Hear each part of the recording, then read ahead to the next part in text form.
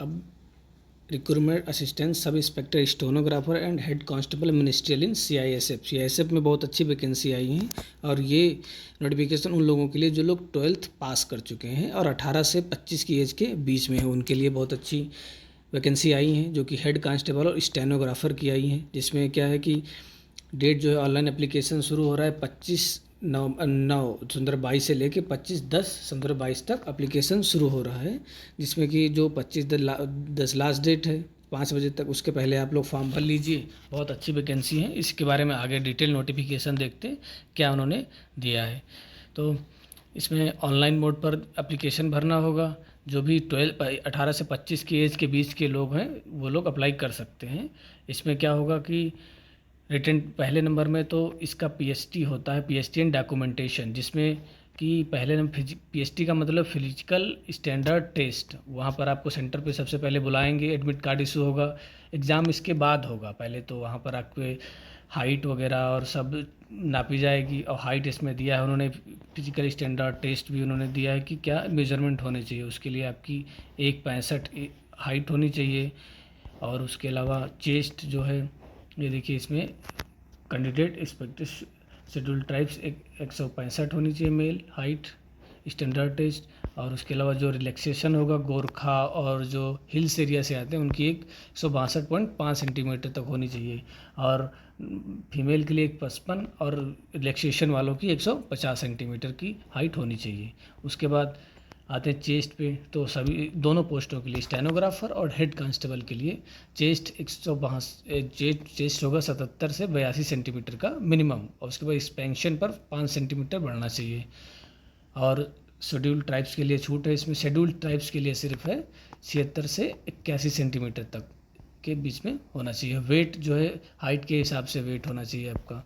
उसके बाद अगले में आते हैं जहाँ पर वैकेंसी देखना है कितनी वैकेंसी है किसके लिए। तो यह है वैकेंसी, टोटल वैकेंसी हैं जो स्टेनोग्राफर की पोस्ट में 122 वैकेंसी हैं और हेड कांस्टेबल की 418 वैकेंसी हैं। जिसमें देखते हैं पहले नंबर में असिस्टेंट सब इंस्पेक्टर स्टेनोग्राफर की बहुत अच्छी पोस्ट आई हैं।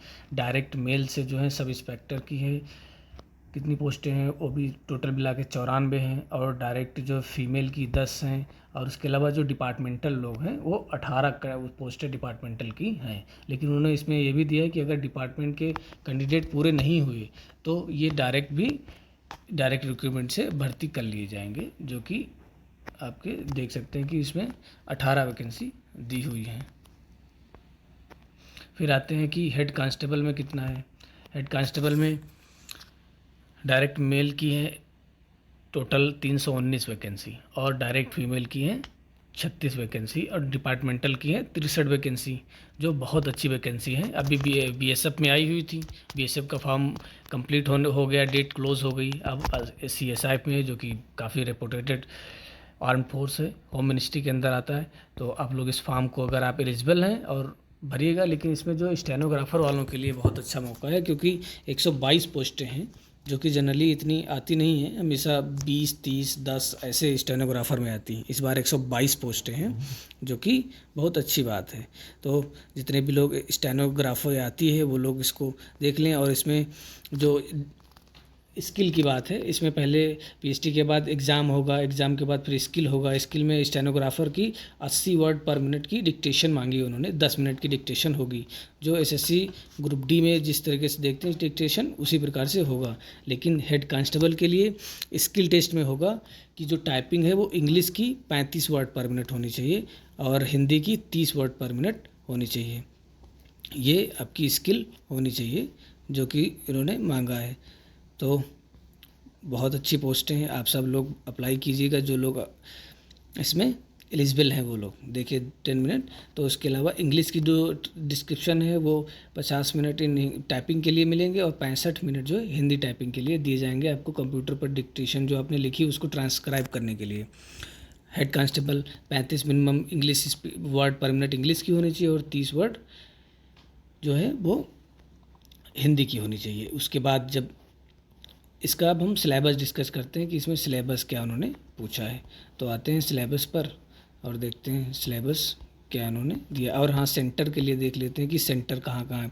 हर राज्य वाइज सेंटर दिया गया है, जैसे Chandigarh, Haryana, Himachal Pradesh, Jammu Kashmir and Ladakh and Punjab and Rajasthan. ये इसका जो होगा कहाँ पर होगा, ये हेड क्वार्टर न्यू दिल्ली में होगा। और दिल्ली उत्तर प्रदेश और उत्तराखंड का होगा गाज़ियाबाद में है। यहाँ पर दोस्तों हमारा लगा था, हम सीआरपीएफ का देने गए थे तो उसमें भी उन्होंने पहले पीएसटी कराया था डॉक्यूमेंटेशन, तो वहाँ पर सीआरपीएफ के बगल में ही ये गाज़ियाबाद का है सीआईएसएफ, तो वहाँ पर लगा था। उसके अलावा जो बिहार और झारखंड का है उनका, रांची स्टेट झारखंड में है, उनका वहाँ लगेगा।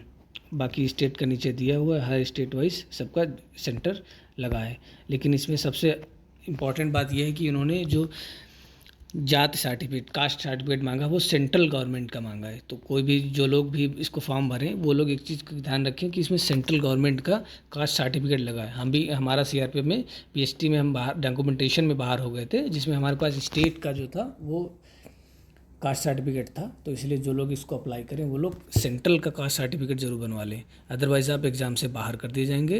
तो सारी मेहनत आपकी दौड़ के जाएंगे वो सब बेकार हो जाएगा। तो सेंट्रल का कास्ट बनवा लीजिए, अगर ना बने तहसील से बनवाइए, तो फिर आप जाइए मत, क्योंकि आप बाहर कर दिए जाएंगे वहाँ पर। अब आते हैं एग्जामिनेशन का जो सिलेबस है उस पर आते हैं। तो इसमें 25 क्वेश्चन रीजनिंग के होंगे, 25 क्वेश्चन जनरल नॉलेज के होंगे और अर्थमेटिक मैथ के 25 क्वेश्चन होंगे, और जनरल इंग्लिश या हिंदी दो में से कोई आप ले लीजिए तो 25 के होंगे। तो 4 सेक्शन है 25-25 के, 100 मार्क्स के, और 100 क्वेश्चन है। 120 मिनट का टाइम दिया गया। टाइम तो फिलहाल बहुत ज़्यादा है, आप लोग आराम से इसकी तैयारी करिए और बहुत आराम से हो जाएगा।